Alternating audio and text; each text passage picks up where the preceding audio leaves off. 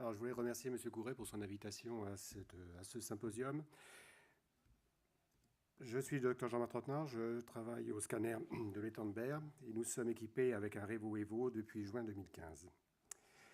Depuis l'introduction du scanner, les méthodes de reconstruction étaient surtout basées sur la rétroprojection filtrée. C'est un système donc, qui était relativement facile à faire au niveau mathématique, mais qui entraînait un certain nombre de problèmes. Il entraînait un flou au niveau de l'image et un grand nombre d'artefacts en étoiles. Pour pouvoir traiter ces différents artefacts, on a mis en place des filtres avec des filtres de résolution en densité. Il y avait des filtres qui étaient dits mous, avec faible bruit et peu de détails, et des filtres de résolution spatiale qui sont des filtres qui sont dits durs, avec plus de détails et plus de bruit. Depuis 2008 a été introduit un nouveau type de reconstruction qui est la reconstruction itérative. Cette reconstruction a d'abord été introduite en médecine pour la scintigraphie. Elle est maintenant applicable au scanner et je crois pouvoir vous dire qu'elle va bientôt être applicable également sur l'IRM. Contrairement à la reconstruction par rétroprojection filtrée, la reconstruction itérative est un modèle mathématique radicalement différent qui part à partir d'objets. Et actuellement, on est capable de reconstruire 4 types d'objets. La physique du faisceau de rayon X, l'objet que l'on est en train d'examiner, l'optique du faisceau que l'on va voir et le bruit. À partir de méthodes de statistiques, on fait converger les résultats des mesures qui ont été prises à la sortie des détecteurs pour aller vers un objet réel qui est l'objet qui nous est présenté. C'est un modèle qui est radicalement différent du modèle de fonctionnement de la rétroprojection filtrée. Au début, donc, on avait un seul système qui était la rétroprojection filtrée, c'est ce que nous avions sur les VCT et les autres machines auparavant. Depuis 2008 est apparu sur la gamme General Electric Laser, qui lui travaillait sur 2 objets. Il travaillait uniquement sur le bruit et sur l'objet lui-même. Et l'introduction de Laser V a permis de travailler sur 3 objets. On travaille sur le bruit, sur l'objet que l'on est en train d'examiner et sur la physique du faisceau de rayon X. Vous voyez que l'objet optique, pour l'instant, n'est pas encore introduit sur notre pratique courante. Il est introduit de manière plus ou moins expérimentale avec VO, mais les temps de calcul aujourd'hui sont tellement importants qu'ils ne sont pas applicables en pratique clinique. Laser V, c'est quoi? C'est donc un outil qui vous permet avant tout de réduire le bruit dans l'image et d'obtenir une nettement meilleure qualité d'image. Il a été utilisé jusqu'à maintenant essentiellement pour la réduction de dose, mais en fait on peut s'en servir également pour améliorer très fortement la qualité de l'image ou améliorer la résolution spatiale. Réduire la dose, on va passer rapidement sur... il y a eu beaucoup d'articles, beaucoup de choses qui sont sorties ces dernières années sur la réduction de dose reliées à la reconstruction itérative. Je voulais d'abord vous montrer cette courbe qui est intéressante. Vous prenez un flacon de bicarbonate de sodium, vous mettez dedans du produit de contraste, 5, 10, 15, etc. cc, et vous mesurez la densité de votre produit de contraste en fixant les milliampères, mais en faisant varier les masses. On voit que, quels que soient les milliampères utilisés, la mesure va être tout à fait identique, alors que le bruit sera extrêmement différent entre 140 et 80 milliampères.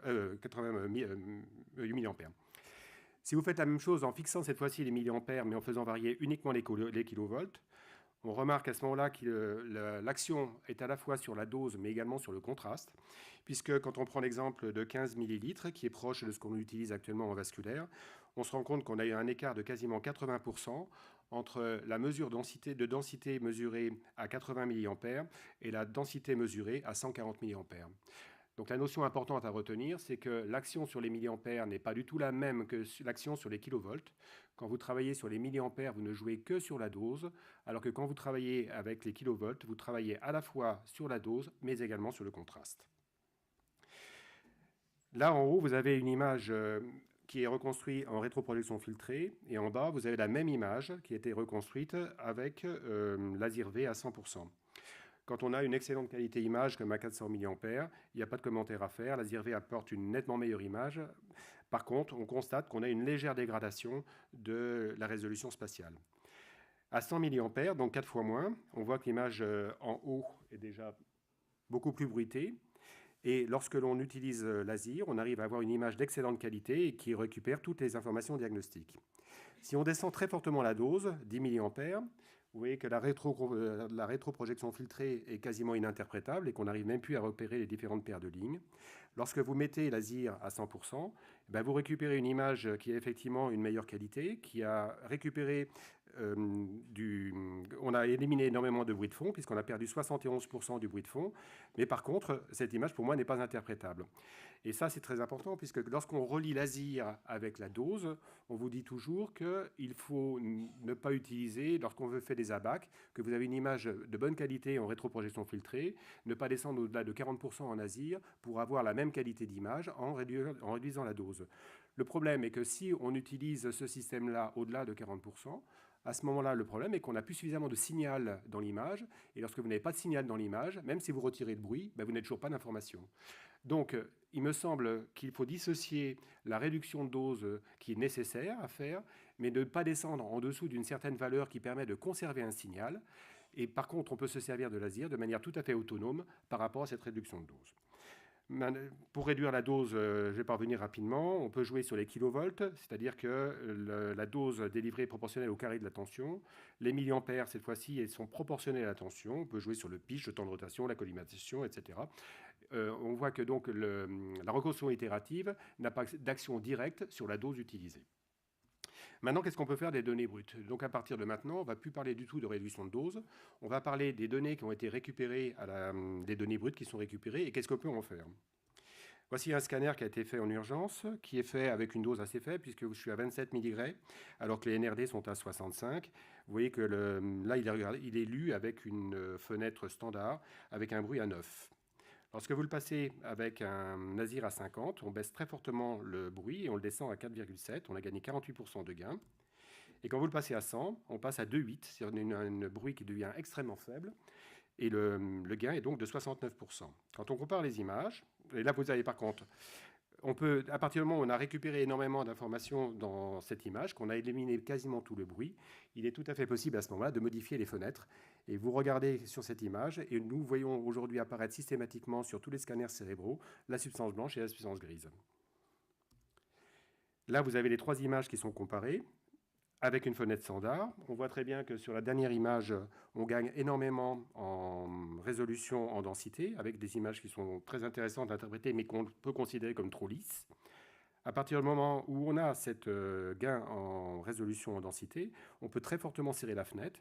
Et quand on serre la fenêtre, on voit apparaître pas mal d'informations à l'intérieur de l'image qui est en reconstruction itérative, alors qu'on a quasiment, à cause du bruit, perdu toutes les informations dans la rétroprojection filtrée. Un autre exemple au niveau du cœur, là c'est une rétroprojection filtrée. Le cœur est fait avec une dose moyenne, 11 mg pour l'IDSV, alors que les NRD sont à 15. Quand on le met à 50, on gagne énormément en densité. Et quand on le met à 100, voilà, on a une image qui est largement gagnée. On a gagné 59% du bruit. Le bruit est descendu à 16 à l'intérieur du produit de contraste. Là, vous avez les trois images en comparaison. ASIR 0, ASIR 50, ASIR 100. Vous voyez donc le gain en qualité image qu'on peut avoir sur l'ASIR 100. Et pour ce propre examen, on a repris les données brutes et on les a comparées sur une autre machine avec l'ASIR tout court. Et on peut constater que lorsque l'on est en ASIR 100 sur la précédente version de l'ASIR, ça correspond en gros à l'ASIR 60 sur la nouvelle machine. Une deuxième chose est très intéressante, je ne sais pas si ça passe sur l'écran, c'est que sur l'ASIR tout court, on voit qu'on a simplement un gain sur le bruit, mais dans le cas présent, on voit apparaître quand même les artefacts de durcissement du faisceau que vous voyez à l'intérieur du produit de contraste. Et sur l'ASIR V, on a non seulement un gain très important puisqu'on est passé de 44% de gain à 59% de gain à l'intérieur de la densité, mais on a également, par le fait qu'il y a un nouvel objet qui est traité, éliminé en plus tous les artefacts de durcissement du faisceau. La même chose sur la membrane inférieure. Cette fois-ci, c'est 0, 50, 100. Vous voyez qu'ici, il y a encore du bruit qui traîne dans les muscles et qu'on l'a complètement fait disparaître à l'intérieur et qu'on n'a pas du tout perdu de résolution au niveau des membres inférieurs. Le même en coupe axiale. Là, vous voyez qu'en coupe axiale, on a gagné 59% du bruit. On a diminué de 59% le bruit entre l'ASIR 100 et l'ASIR 0. Et vous voyez qu'avec un bruit beaucoup plus faible, il est beaucoup plus facile d'analyser la paroi et l'interface entre le produit de contraste et la paroi au sein de la prothèse. La même chose avec un angioscanner des troncs supraortiques. La grosse différence entre les deux, c'est que vous remarquerez que les artefacts dus à l'épaule à ce niveau-là sont largement lissés et que la qualité image en ASIR 100 est nettement plus importante que ce que l'on pouvait avoir avec un ASIR A0, voire un ASIR 50. La même en mode curviligne. On voit de nouveau le gain qui est très important, notamment au niveau des épaules. Cette fois-ci, c'est sur un thorax. C'est les thorax que l'on réalise dans le cadre de l'exposition à l'amiante, qui sont faits donc à 120 kV et 90 mA, donc avec une dose extrêmement faible. Là, vous avez la comparaison entre ASIR 0, ASIR 50 et ASIR 100. On voit au niveau du foie que le gain dans le bruit est très important. Ça se retrouve surtout dans le foie et dans le médiastin. Quand vous comparez en fenêtre, parenchymateuse en axiale, on remarque que tous les détails sont conservés et qu'on n'a pas du tout de perte d'information à l'intérieur du poumon. Mais par contre, on a un gain énorme d'informations à l'intérieur du foie. Cet examen a été fait donc avec 2,28 mg en IDSV par rapport à la norme qui est à 15 en NRD, c'est-à-dire qu'il a été réalisé avec 1,3 millisieverts, ce qui est dans la norme européenne. Je vous rappelle que la dose naturelle est de 3 millisieverts par an en France, et donc on est largement en dessous de la moitié de ce qui est utilisé d'une dose de irradiation naturelle d'un an.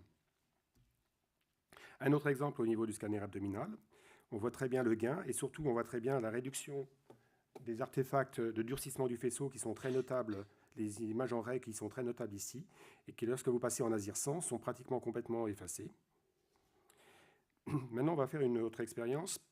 C'est un patient qui a été reconstruit en standard à ASIR 0, ASIR 50 et ASIR 100. Alors d'abord, on va reprendre ce que ça veut dire ASIR 0, ASIR 50 et ASIR 100, et c'est différent selon les différents constructeurs. Pour le système General Electric, l'image est reconstruite en rétroprojection filtrée et elle est reconstruite également en reconstruction itérative. Et quand vous dites que vous faites un ASIR 0, c'est que vous ne présentez que l'image en rétroprojection filtrée. Quand vous faites une image à 50, en fait, vous avez la moitié de l'image, enfin, l'image est reconstituée pour moitié par la rétroprojection filtrée et pour moitié par la reconstruction itérative. Et enfin, quand vous avez un ASIR à 100, vous ne montrez l'image qu'avec la reconstruction itérative. Là, dans ce cas-là, on voit très bien le gain au niveau de la densité, notamment au niveau du foie. On a réduit le bruit de 79%. L'image a été faite avec une irradiation moyenne. On avait 11 mg au niveau de l'IDSV, alors que les NRD sont à 17. Sur l'ensemble, on voit la courbe. Elle permet de réduire le bruit de 71% en standard. Alors, chose surprenante, c'est que là, l'image est en Beaune. Vous voyez que l'ASIR V est très efficace sur le Beaune, alors que je crois que l'ASIR était moins efficace sur le Beaune. L'ASIR V a des résultats tout à fait excellents. Vous avez donc l'image ici qui est à 90%, à 86% de bruit enlevé. Et la chose assez surprenante, je vous le reconnaîtrez avec moi, c'est qu'avec une fenêtre osseuse, il est aujourd'hui tout à fait possible d'interpréter les parties molles avec un contraste qui est guère différent de ce qu'on avait auparavant avec le standard en rétroprojection filtrée. Voici les résultats sur les différents, sur la même acquisition, les mêmes données brutes, faites en soft, en détail, en standard et en Beaune. Et on voit que l'ASIR a des actions différentes. Il est surtout efficace en standard et en Beaune. Ça provient de la modélisation mathématique des différents objets selon les filtres. Maintenant, on va parler du MAR. Le MAR, c'est le logiciel qui permet de réduire les artefacts dus au métal. Le principe de fonctionnement du MAR, c'est que lorsque vous avez acquis votre acquisition, le système va essayer de repérer tous les sinogrammes, c'est-à-dire toutes les projections qui ont été polluées par le métal, et va commencer par les extraire. Ensuite, vous avez donc une reconstruction qui va se faire uniquement au niveau des tissus mous, avec ou sans reconstruction itérative. Et enfin, en dernière partie, on va pouvoir avoir une combinaison entre les images qui ont été reconstruites au niveau de l'os et des parties molles et le métal qui va être de nouveau refusionné. Ça, c'est le genre d'image qu'on avait avant avec le VCT. On avait donc avec un ASIR à 0. Le bruit était très élevé, 199 unités Hounsfield. Vous reconnaîtrez avec moi que quand on avait ce genre d'image sur les écrans, on ne pouvait pas en dire grand-chose. Est arrivé après l'ASIR, ça nous a pas mal amélioré les choses. Vous voyez que quand on met l'ASIR au maximum à 100, on baisse très fortement le bruit qui descend à 42, et le bruit a donc été diminué de 79%. On retrouve de l'information à l'intérieur des parties molles, comme là je vous rappelle que c'est un examen qui a été fait en Beaune, et par contre on continue de perdre énormément d'informations autour de la prothèse. Lorsque vous faites du MAR plus de l'ASIR 100, voilà ce qu'on obtient. C'est qu'on récupère toute l'information autour dans les parties molles et dans l'os, et elles ne sont plus du tout artefactées par la prothèse et tous les objets métalliques. Dans l'autre sens, ça c'est les images qu'on avait auparavant, ça c'est les images quand on met uniquement l'ASIR, et quand vous mettez l'ASIR plus le MAR, Voici ce que vous obtenez, et vous voyez qu'aujourd'hui, on est capable d'interpréter tout ce qui se passe au niveau de la prothèse. Avec une fenêtre large, voilà ce que ça donne. Ça, c'est donc avec laser 50. Ça, c'est avec laser 100. On remarque, et on le verra tout à l'heure, que le MAR a un inconvénient, c'est qu'il déforme légèrement les pièces métalliques. C'est-à-dire qu'il est tout à fait utilisable pour interpréter tout ce qui est osseux et partie molle. Par contre, les pièces métalliques sont un petit peu déformées par le MAR. Voici donc un autre exemple, c'est une fracture du scaphoïde. Avec juste une rétroprojection filtrée, voilà ce qu'on avait. On ne peut pas en dire grand-chose. Savoir si la fracture est consolidée, pas consolidée, ça c'est impossible de répondre. Lorsque l'on met uniquement laser à 100, on a une image qui est nettement améliorée niveau qualité, mais par contre on ne peut toujours pas interpréter correctement l'os. Et en dernier, lorsque vous mettez laser plus le MAR, voici ce qu'on obtient. C'était une image qui permet de bien interpréter la fracture. Là, il a été reconstruit sur les différents filtres. Je vais juste résumer. La grosse nouveauté, c'est que bien qu'on continue d'avoir un petit peu de bruit, en ultra, il est possible d'utiliser l'ultra avec laser 100 et d'obtenir une excellente résolution spatiale. Quand vous avez, là c'est un exemple qui a été fait, une arthrodèse lombaire. En laser 100, vous voyez qu'on voit très bien le filetage de la vis, alors que quand on est en laser 100 plus MAR, on voit que le métal est légèrement déformé. C'est ce que je vous disais tout à l'heure. Donc il est possible d'interpréter les parties molles, mais pas le métal lui-même. En conclusion, laser V, c'est une reconstruction automatique que vous pouvez régler au départ, mais surtout, c'est une reconstruction que vous pouvez faire en rétro-reconstruction. Elle vous permet d'avoir un gain énorme sur la qualité image. Elle est facile à tester, puisqu'en fait, à partir des données brutes, vous pouvez vous-même tester laser au niveau que vous souhaitez et regarder les résultats et voir la différence que ça peut donner. Et moi, je peux vous dire que laser 100 peut être tout à fait utilisé, surtout pour les examens à haut contraste. Le MAR, il est très efficace sur tout ce qui est métallique, prothèses et objets métalliques.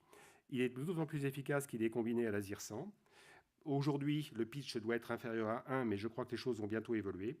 Le temps de traitement est un petit peu plus long, et par contre, on ne peut pas analyser le métal sur la reconstruction en MAR, mais par contre, on peut le faire avec les reconstructions qui sont à côté. Je voulais remercier les gens qui m'ont aidé à préparer ce travail, et je vous remercie.